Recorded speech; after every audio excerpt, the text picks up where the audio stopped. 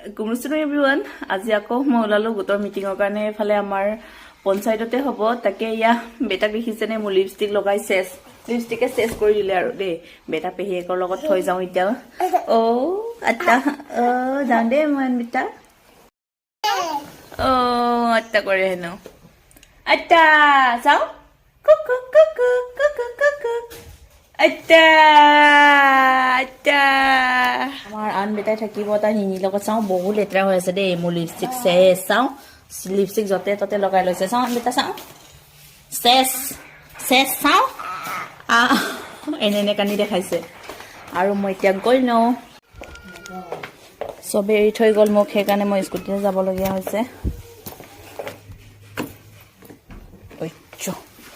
I am ready